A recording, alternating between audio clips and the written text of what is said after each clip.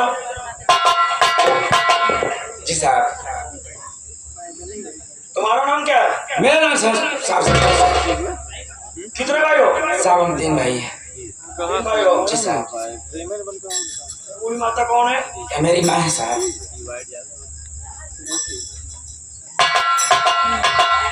वो पीछे वाली कौन है? वो मेरी भाभी है साहब, बड़ी भाभी। ये बगल में वो जो मोटी सी है? छोटी भाभी साहब। जी साहब। खान पीन दुरुस्त है इसमें। और लड़की है? हाँ साहब। और यार तुम करे तो 3 भाई हो? हाँ साहब 3 भाई हैं हम। वो तीसरा वाला ये है क्या साला? नहीं साहब, ये मेरे घर का नौकर है साहब। तुम्हारे घर का नौकर है? हाँ साहब, बहुत डरता है वर्दी देखकर।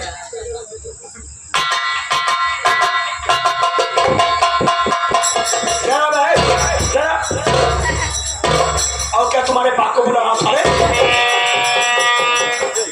तुम कौन हो बे? मैं बराबर मालिक और लड़के के बाप पूछा। चल साले। तुम्हें कहाँ कर रहा हूँ साले? तू लड़की का बाप है बे? बारात मालिक है, मैं समझ गया साले लड़के का बाप है। 2.5 लाख मत बोल साले। जरा दहेज में कितना ले रहा है? वो शादी में कितना दहेज ले रहा है?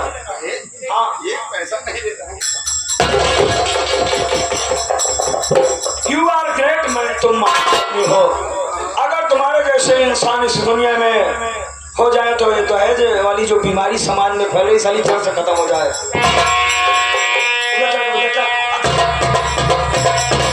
साला पता नहीं कैसे साला सेंट मार रखा है।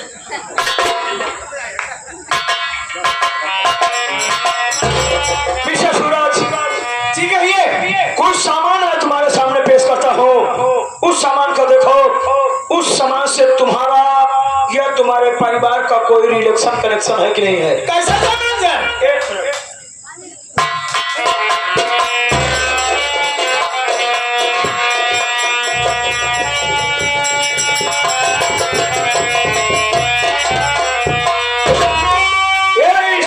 सूरज डायरी ये लो और देखो इसमें लिखे गए वक्तव्य हैंड राइटिंग किसकी है? ये तो मेरे भाई सुदीप की है। आपको कहाँ से मिली? यू आर राइट, तुमने ठीक कहा, ये तुम्हारे भाई सुदीप की है। कुछ सामान और पेश करता हूँ।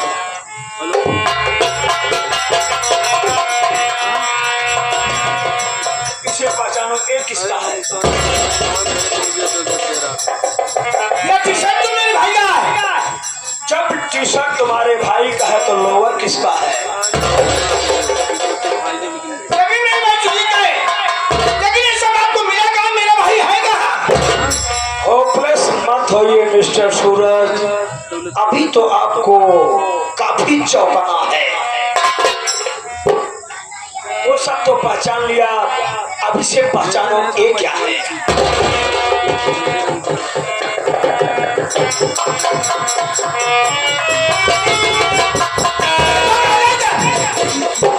हाँ ये गाना है और तुम्हें मालूम होना चाहिए कि तुम्हारा भाई सुदीप गाजा का बहुत बड़ा स्मगलर है। मेरा भाई गाजी का स्मगलर नहीं। मेरा भाई शहर में फैक्ट्री में मैनेजर है। आप उस पर झूठा इल्जाम लगा रहे हैं। मेरा भाई है कहाँ? मिस्टर सूरज, आकाश की कोई सीमा नहीं, पृथ्वी की कोई तौल नहीं, स्मगलर की कोई छात नहीं। हाथियों के 2 दांत होते हैं मिस्टर सूरज, एक खाने के लिए और एक पकाने के लिए। मैं आपकी बात समझा नहीं। कहना क्या चाहते हैं आप?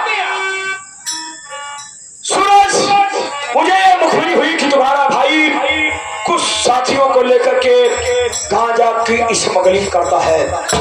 मैं तहकीकात में निकला, अपने स्टाफ वालों को लोगों के लेकर गए तो तुम्हारे भाई को और उसके साथियों को मैंने रंगे हाथ गिरफ्तार किया। जब तुम्हारे भाई से पूछताछ करने लगा कि बोल सुदीप, ये गांजा की स्मगलिंग तू कब से कर रहा है?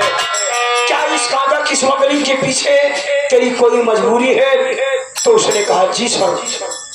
हमने कहा मजबूरी को ओपन करो। कहने लगा साहब जी, आप तो अच्छी तरह से जानते हैं कि मामूली सी फैक्ट्री में नौकरी करने वाला इतना पैसा कहां से इकट्ठा कर सकता है। इसलिए साहब मैंने अपने पूरे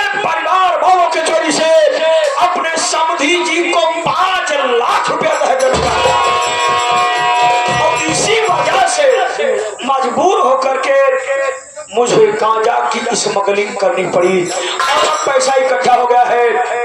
आज के बाद स्मगलिंग नहीं करूंगा। अब मैं देखो सुजीत, तुम अपराधी हो, तुम्हारे साथी भी अपराधी है, इसलिए मैं ठहरा कानून का पुजारी। तुम अपराधियों को सजा दिलाना हमारा कर्तव्य बनता है और मैं तुम्हारे साथियों को किसी न किसी दिन फांसी के तख्ते पर चढ़ा दूंगा। इतना सुनने के बाद तुम्हारा भाई मेरा पैर पकड़ के गिड़गिड़ाने लगा, साहब मुझे छोड़ दो, साहब मुझे छोड़ दो। लेकिन मैं ठहरा कानून का पुजारी, देश का रखवाला हूँ, भारत सरकार हमारे ऊपर घमंड करती है। मैंने कहा भाई तुम्हें सजा मिलेगी। जब तुम्हारे भाई के साथियों ने देखा बात नहीं बन रही है तो तुम्हारे भाई के साथियों ने हमारे स्टाफ वालों पर और मौके की नजाकत दे करके तुम्हारा भाई वहां से अपनी जान लेकर के भागना चाहा। रिवाल्वर लेकर के तुम्हारे भाई का पीछा करना शुरू कर दिया। रुक जा सुजीत, रुक जा। लेकिन वो जान बचा कर भागते रहा। अंत तो गतवा ये हुआ कि दौड़ा करके मैंने तुम्हारे सुजीत भाई क्या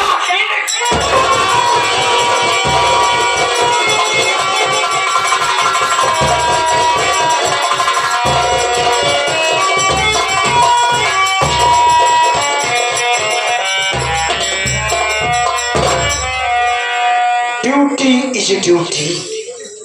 इसलिए सुनो, रास्ता खराब था, गाड़ी नहीं आ पाई, जा करके सब कोई और जीप खड़ी है पीछे, वहां दर्शन कर लो उसका।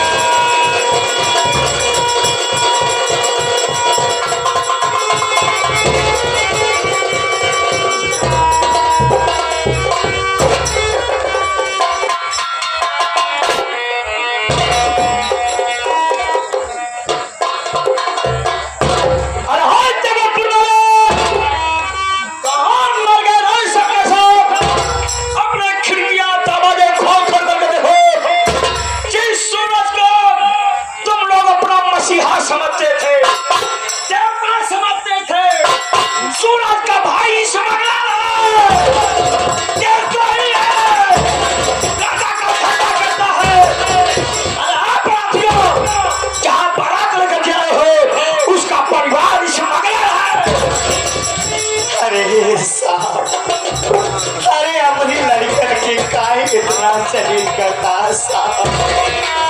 अरे अपने लड़कन की मान सम्मान सिखाए साहब, चोरी डकैती ना सिखाए साहब।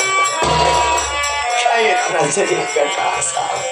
बुढ़िया, तूने अपने बच्चों को मान सम्मान सिखाया है, चोरी नहीं सिखाया। तो स्मगलिंग करना सिखाया है। अब ये चुप। और तुझे बता देना चाहता हूँ, ये कानूनी प्रक्रिया है, इसमें दखल अंदाजी मत करो वरना फिर समझ लो। बुढ़िया और सुनो, तुम्हारा बेटा अपराधी था, उसे सजा मिली, उसका इनकाउंटर हो गया। नहीं, तुम्हारे बेटे की लाश का पोस्टमार्टम होगा।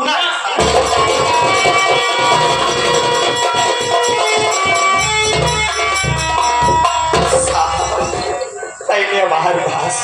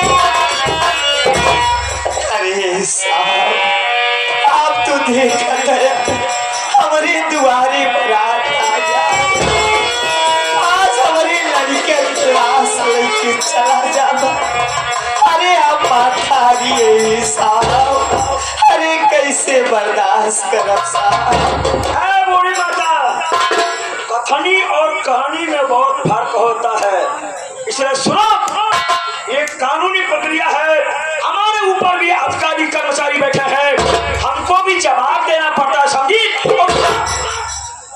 हमसे बहस मत करो वरना कुछ उल्टा हो जाएगा।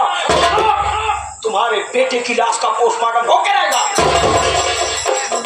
ये साहब, अरे हम सुने ही कि वर्दी वाले बहुत अपघाती होते साहब।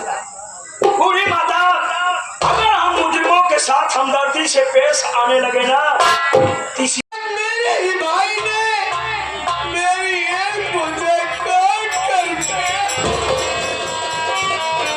अरे बेटवा सूरज, अरे तुम्हें घर की सबसे आवाज, अरे जब तुम्हें इतनी जल्दी हिम्मत हार जावा तो कैसे बर्दाश्त चल के अपने